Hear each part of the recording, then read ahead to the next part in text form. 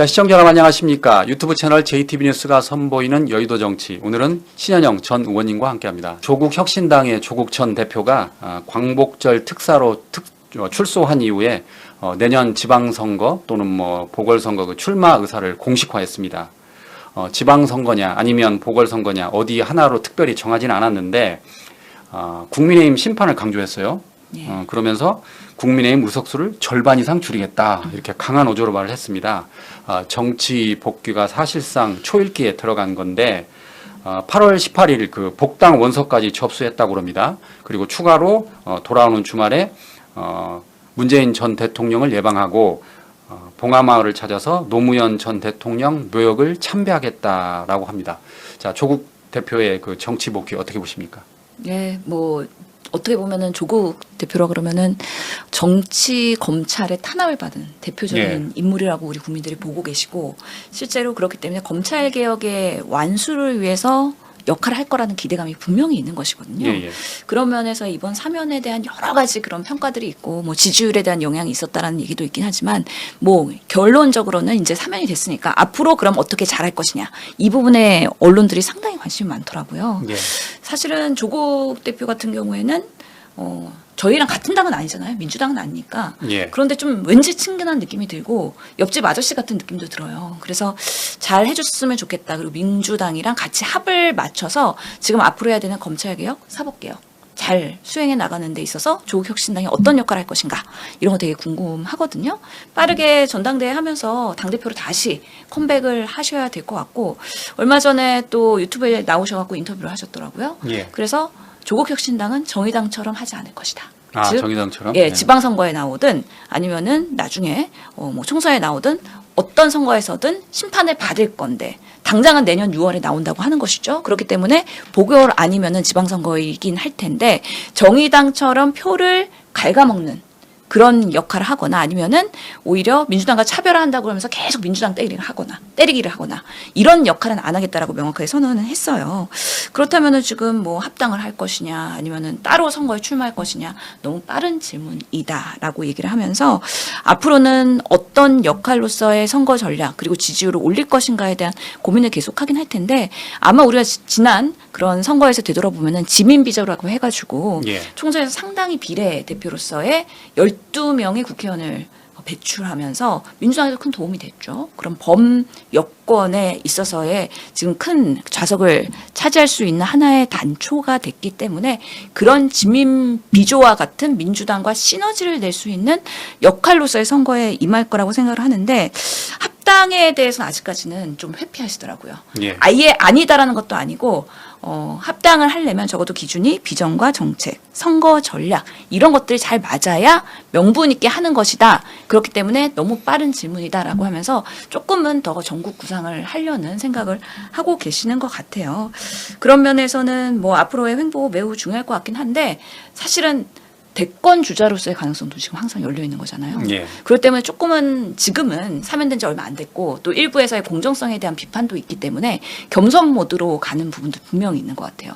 왜냐하면 이재명 대통령 같은 경우에도 대권까지 가는 행보에 있어서 성남시장, 경기도지자체장 그리고 당대표 2번 이런 여러 경험들이 있었는데 아직 조국 전 대표는 큰 당의 대표로서의 정치적 경험이 있는 건 아니고 워낙 국회의원 기간도 짧았기 때문에 조금 더 본인이 정치적인 경험을 쌓으면서 따박따박 해나가겠다라는 말씀도 하신 거기 때문에 지금으로서는 하루하루 너무 언론의 관심 엄청 조명받고 계시더라고요. 많이 나오더라고요. 언론에. 그래서 어떻게 보면 민주당보다 지금 조국 전 대표가 워낙에 지금 언론의 지형을 많이 차지하고 있는 게 약간은 부럽기도 하고 그런 부분들도 있기는 해요. 지난 우리가 그 보궐선거 때도 보면은 전남 영광에서 보면 그때 군수 선거할 때 기억나시나요? 그때 상당히 조국 혁신당 후보가 선전했어요.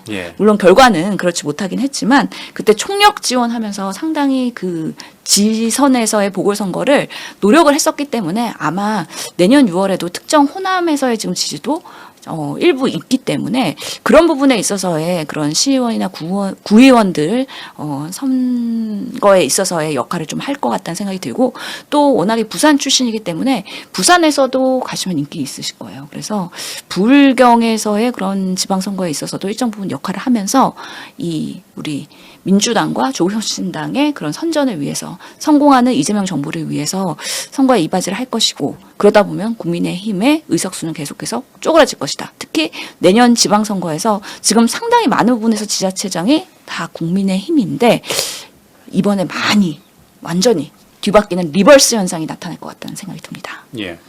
그 합당은 조금 전에 말씀하신 것처럼 뭐 향후 예측이 불가능하긴 한 것 같아요. 왜냐하면 여러 가지 정치적 변수가 있고 그다음에 또 연말에 가봐야 내년 지방선거를 앞두고 예측할 수 있는데 적어도 그 지방선거 내년 지방선거를 앞두고 아까 말씀하신 것처럼 지민비조를 예. 할 수 있거나 아니면 적어도 호남에서는 후보를 낼 수도 있을 것 같아요. 예. 그러니까 어차피 호남에서 민주당과 조국혁신당이 아주 그냥 치열한 경쟁을 펼쳐도 국민의힘 좋은 일 시킬 일은 없는 거잖아요. 예. 그래서 호남에서 말 그대로 경쟁을 하고 다른 지역에서는 뭐 후보 단일화 같은 걸 통해서 뭐 합심을 한다든지 아니면 뭐 지민비조 전략을 택할 여러 가지 지금 전략이 나올 것 같습니다. 그러니까 예측컨대 지금 뭔가 명확하게 말할 수 없는 상황이 지금 연말에까지 화두는 결국에는 개혁과제를 어떻게 완수하느냐에 대한 우리 지지자들의 관심들이 많이 있는 거잖아요. 그러면서 민주당과 조국혁신당은 선명성 경쟁을 많이 할 거예요. 오늘도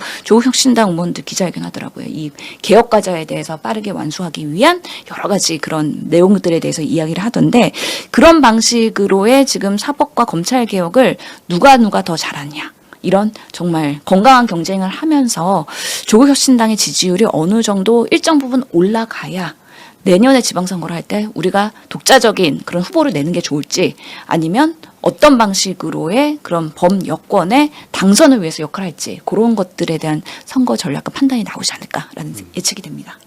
그 짧게 하나만 짚어보고 가죠. 그 서민 코스프레. 그러니까 이제 조국 전 대표가 출소한 이후에 그 사위가 뭐 고기를 사준 것 같아요. 네. 서초동에 고급 한우집이라는데. 제가 알기로는 그 사위도 의사입니다. 아 그렇군요. 예. 근데 이제 그 된장찌개 사진을 올렸나 봐요. 예. 근데 그거를 국민의힘에서 발견하고 서민 코스프레 아니냐라고 뭐라고 했던데 먹을 수 있는 거 아닌가요? 8개월 만에 지금 출소한 건데. 그러니까 고기를 좋아하시더라고요. 그래서 예. 감옥에서도 고기 먹고 싶다라고 하신 것 같고 또 우리 가족이 끓여주는 보글보글한 된장찌개 이런 거 되게 그립다라고 생각을 하셨을 거예요. 그런 면에서 아니 출소하고선 얼마나 고생이 많았어요. 그럼 당연히 사위가 그리고 결혼하고서는 제대로 밥 한 끼 얼마나 먹었는지 모르겠어요. 예. 그러면서 가족끼리 그런 회포를 푸는 과정이었기 때문에 고기도 먹고 냉면도 먹고 뭐 된장찌개도 먹고 다양하게 많이 드시면서 그동안 못 먹었던 거. 사실 그 감옥에 있다 보면은요 충분한 단백질 섭취도 한계가 있을 거예요. 경험해보지 않으셨는데 어떻게? 식단을 저희가 구치소에서 매달 식단 그거 공개가 되거든요. 아 예. 식단표가 그래서 상당히 건강식이에요.